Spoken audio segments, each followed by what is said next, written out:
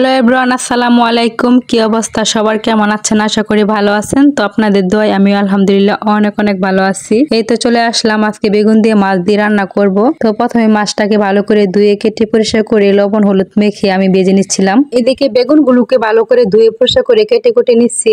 দেখেন মাছটা প্রায় এক পিঠে হয়ে গেছে, তাই অল্প পরিমাণে তেল দিয়ে দিলাম যাতে করে নিচে লেগে না যায়। আজকে খুবই সাধারণভাবে বেগুন দিয়ে মাছের ঝোল করব, এর মধ্যে কোনো বাটা মশলা দিব না। এই তো দেখেন মাছটা এক সাইডে হয়ে গেছে, এখন আরেক সাইড করে দিব যাতে করে মাছটা একটু সুন্দরভাবে ভাজা হয়। মাছটাকে একটু কড়া করে ভেজে নিব। এই তো মাছটা হয়ে গেছে, এখন আমি নামিয়ে নিব। নামিয়ে নেওয়ার পর আরেকটা কড়াইয়ে তরকারিটা বসিয়ে দিব। এই তো তরকারি বসানোর জন্য চুলায় একটা কড়াই বসিয়ে দিলাম। কড়াইয়ের মধ্যে অল্প পরিমাণে তেল দিয়ে দিব। তেলটা গরম হওয়ার পর দিয়ে দিব পেঁয়াজ কুচি আর কাঁচামরিচ কুচি। অনেকদিন এক নাগারে বৃষ্টি হওয়ার পর আজকে কিন্তু অনেক রোদ উঠছে, যার কারণে অনেক গরম লাগতেছে। এই তো কড়াই বসিয়ে দিলাম, এখন হচ্ছে পরিমাণ মতো তেল দিয়ে দিব। এই তো তেলটা দিয়ে দিলাম, এখন দিয়ে দিব পেঁয়াজ কুচি আর কাঁচামরিচ কুচি। এখন পেঁয়াজ গুলোকে সুন্দর করে লাল লাল করে ভেজে নিব। এই তো পেঁয়াজ গুলো সুন্দরভাবে ভাজা হয়ে গেছে, এখন হচ্ছে দিয়ে দিব গুঁড়া মশলা। দিয়ে দিব 1 চা চামচ লবণ, 1 চা চামচ হলুদের গুঁড়ো আর পরিমাণ মতো মরিচের গুঁড়ো। জালটা আপনাদের ইচ্ছা মতো দিবেন, আপনারা যে যেমন খান। আমি একটু জালের পরিমাণটা কমিয়ে দিছি, কারণ আমরা একটু জাল কম খাই তাই। এখন হচ্ছে অল্প পরিমাণ পানি দিয়ে মশলাটাকে ভালো করে ঢাকনা দিয়ে কষিয়ে নিব, কারণ হচ্ছে মশলাটা যতটা কষানো হয় তরকারির স্বাদটাও কিন্তু ততটাই ভালো লাগে, তাই একটু সুন্দরভাবে কষিয়ে নিব।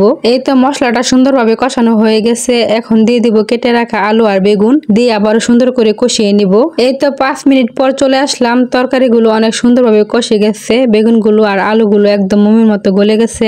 এখন হচ্ছে ঝোলের জন্য গরম পানি দিয়ে দিব। আমি হচ্ছে সবসময় গরম পানি দিই তরকারিতে গরম পানি দিলে হচ্ছে তরকারি কালারটা নষ্ট হয় না, বাট অনেক সুন্দর লাগে, খেতে অনেক ভালো লাগে। এখন আবার ঢাকনা দিয়ে ঢেকে দিব তরকারিটা হওয়ার জন্য।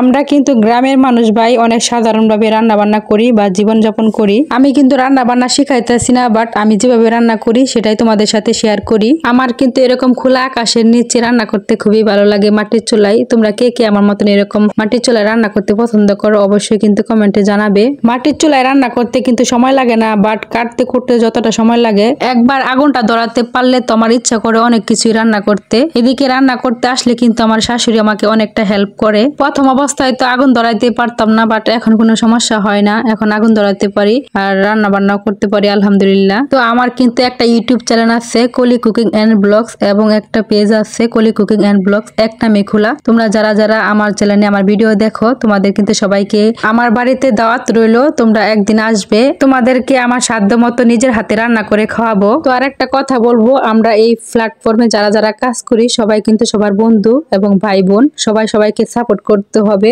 তাহলে আমরা সফলতা পাবো এবং সামনের দিকে এগিয়ে যাব। আর একটা কথা হচ্ছে, অবশ্যই অবশ্যই আমাদেরকে কোয়ালিটিফুল ভিডিও তৈরি করতে হবে, তাহলেই কিন্তু ফলোয়ার্স এর পিছনে আমাদের দৌড়াতে হবে না, ফলোয়ার্সরা বরংস আমাদের পিছনে দৌড়াবে। তাই বলছি কোয়ালিটিফুল ভিডিও বানান, যাতে করে দর্শকরা ভিডিও দেখে কিছু শিখতে পারে এবং আকৃষ্ট হয়। তাই আমি বারবার একটা কথাই বলবো, নতুন একটা পেজ খুলছেন বা চ্যানেল খুলছেন, ফলোয়ার্স এর পিছনে না দৌড়ায়ে নিজের ভিডিওর দিকে ফোকাস করুন, তাহলে সফলতার শিখরে পৌঁছাতে পারবেন। এই তো দেখো তোমাদের সাথে কথা বলতে বলতে এদিকে আমার তরকারিটা হয়ে গেছে, এখন হচ্ছে আমি নামিয়ে নিব। তো আজকের মতন এই পর্যন্তই, দেখা হবে নতুন কোনো ব্লগে। সবাই অনেক অনেক ভালো থাকবে, সবার জন্য অনেক অনেক দোয়া ও ভালোবাসা রইলো। সবাই আমার জন্য দোয়া করবেন। আর আমার গ্রামের সাধারণ রান্না বান্না ভিডিওটা যদি ভালো লাগে, আমার চ্যানেলটিকে সাবস্ক্রাইব করে বা আমার পেজটাকে ফলো করে আমার পাশে থাকবেন। সবাই অনেক অনেক ভালো থাকবেন। টাটা, আল্লাহ হাফেজ।